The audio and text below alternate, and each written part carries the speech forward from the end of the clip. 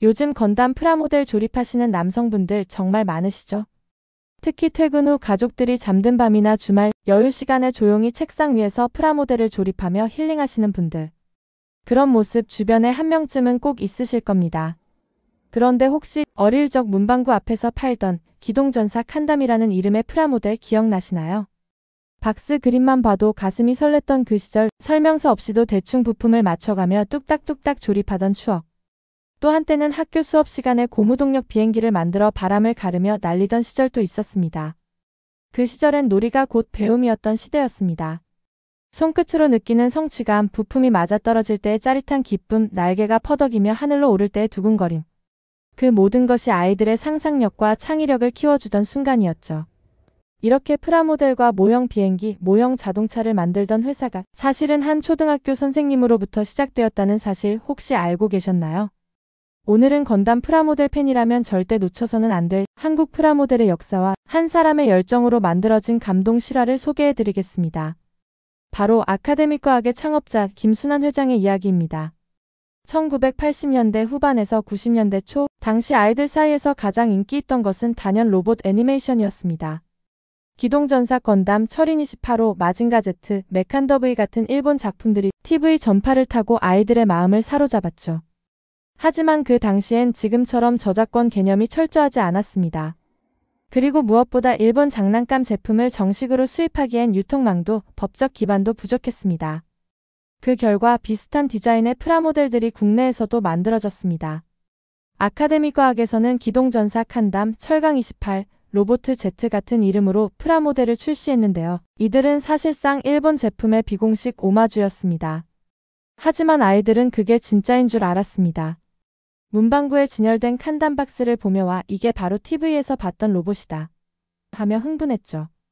지금의 건프라 팬들은 알고 있습니다. 그 칸담이 진짜 건담은 아니었다는 걸요. 하지만 그 시절엔 몰랐습니다. 그 프라모델의 시작이 한 초등학교 선생님의 작은 꿈에서 출발했다는 사실도 말이죠. 그 선생님이 누구냐고요? 바로 아카데미과학을 만든 사람 김순환 회장입니다. 1934년 서울에서 태어난 김 회장은 원래 초등학교에서 과학을 가르치던 선생님이었습니다. 평범한 교사였지만 남다른 손재주와 창의력을 지닌 분이었죠. 아이들에게 과학을 쉽게 재미있게 가르치고 싶다는 마음에서 직접 무선 조종 비행기나 고무동력 자동차를 만들기도 했습니다. 그 시절 아이들에게 장난감이란 단순한 놀잇감이 아니라 세상을 이해하는 도구였습니다. 자동차를 만들면서 구조를 이해하고 날개를 붙이며 중력을 배우고 날리며 바람의 흐름을 느꼈죠. 김 회장은 그것이 진짜 교육이라고 믿었습니다. 그러던 어느 날 그는 결심합니다. 교단에서 내려와 본격적으로 장난감을 만들어 보겠다고요. 청계천 고물상에서 부품을 구해 집에서 밤마다 만들기를 반복하며 짧은 교직 생활을 마치고는 36살에 교편을 내려놓습니다. 그리고는 집 마당에 천막을 치고 고무동력 자동차를 만들기 시작했습니다. 그렇게 만들어진 것이 바로 아카데미과 학교제사. 지금의 아카데미과학의 시초입니다. 7, 80년대 정부는 과학교육을 장려하기 위해 4월 21일을 과학의 날로 지정했습니다. 이후 과학교구의 수요가 늘었고 조립왕구는 단순한 장난감을 넘어 교재로 인식되기 시작했습니다. 아카데미과학의 제품은 당시 과학교육 현장에서 교구로 널리 활용됐습니다. 고무동력기나 간이 발전기 키트 등은 과학 수업은 물론 과학의 날 행사와 창의력 대회에서도 자주 쓰였죠. 전국의 선생님들이 이 제품들을 과학 수업에 활용하면서 자연스럽게 전국적인 브랜드가 되었죠. 당시 김 회장은 매출의 10% 이상을 설비에 재투자하며 품질을 높이는 데 집중했습니다. 좋은 장난감은 좋은 교육에서 출발한다는 철학이 있었기 때문입니다. 아이들이 직접 손으로 만들고 조작하고 실패하고 다시 만들어보는 과정에서 단순한 기술이 아닌 인내심과 사고력, 창의성을 키워줄 수 있다는 믿음. 그게 바로 김 회장의 교육관이자 경영 철학이었습니다. 하지만 시간이 흐르면서 위기도 찾아옵니다. 전자오락실, PC방, 스마트폰.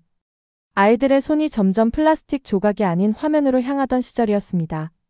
아카데미과학은 위기에 대응하기 위해 1993년 필리핀에 자체 공장을 세우고 독일에도 판매 법인을 세워 해외 진출을 본격화합니다. 그러나 1997년 IMF 외환위기는 또 다른 고비였습니다. 그때 등장한 것이 바로 영화 타이타닉이었죠. 사실 아카데미과학은 그보다 훨씬 이전부터 타이타닉 모형을 만들고 있었습니다. 하지만 반응이 없자 재고만 쌓아두고 있었는데요. 영화가 대박을 치면서 이 모형이 전 세계에서 주목받기 시작합니다. 김 회장은 그 기회를 놓치지 않았습니다. 프라모델 박람회에 샘플을 들고 나가자 60개국에서 주문이 밀려들었습니다. 그 결과 50만 달러의 수출 성과를 올렸고 회사는 다시 활기를 찾게 됩니다. 그리고 그 여세를 몰아 아카데믹 과학은 단순한 장난감을 넘어서 세계가 인정한 기술 제품을 만들어내는 데 성공합니다. 2010년 대한민국 정부는 아카데믹 과학을 세계 인류 상품 생산 기업으로 공식 선정했고, 같은 해 독일 뉘른베르크에서 열린 국제 완구 박람회에서는 아카데믹 과학의 프라모델이 올해의 모형상을 수상하며 한국 장난감이 단순한 복제품 수준을 넘어 디자인과 기술력 면에서 세계 시장에서도 통한다는 사실을 입증했습니다. 이 성과는 단지 제품 하나가 잘 팔렸다는 차원을 넘어서 한국 프라모델의 브랜드 가치를 처음으로 세계 무대에 세운 순간이기도 했습니다.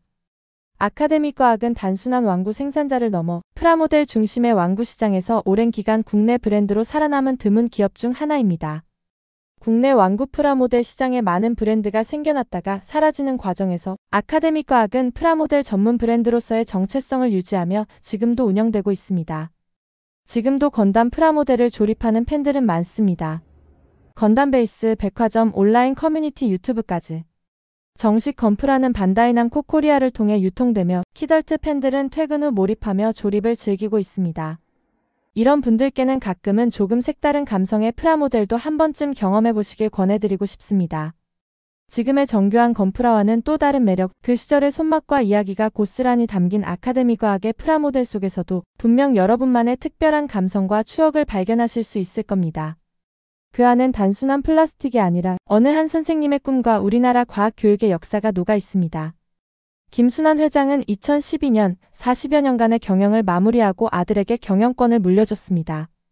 그리고 지난 3월 조용히 세상을 떠나셨습니다. 비록 그는 우리 곁을 떠났지만 그가 만든 장난감은 여전히 많은 이들의 마음속에 따뜻한 추억으로 남아 있습니다.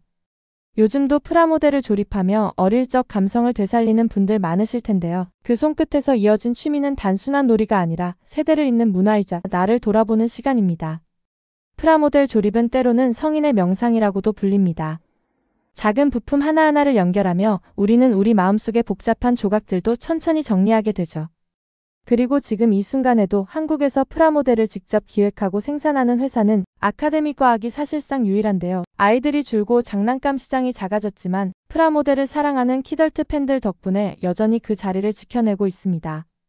건담을 좋아하시는 분들, 혹시 다음엔 아카데믹 과학의 오래된 프라모델도 한번 조립해보시는 건 어떨까요? 그 안에 담긴 이야기 그리고 한국 프라모델의 역사를 직접 느껴보는 경험이 될지도 모릅니다. 혹시 어릴 적 건담이나 고무동력기 혹은 조립식 장난감과 관련된 추억 있으신가요? 여러분의 이야기를 댓글로 나눠주시면 더 따뜻하고 풍성한 대화가 될 것 같습니다. 이 영상이 유익하셨다면 구독과 좋아요도 꼭 부탁드리며 저는 다음 영상에서 브랜드의 힘과 돈의 흐름 그리고 제2의 인생을 준비하는 데 도움이 될 이야기로 다시 찾아뵙겠습니다. 오늘도 시청해주셔서 감사합니다.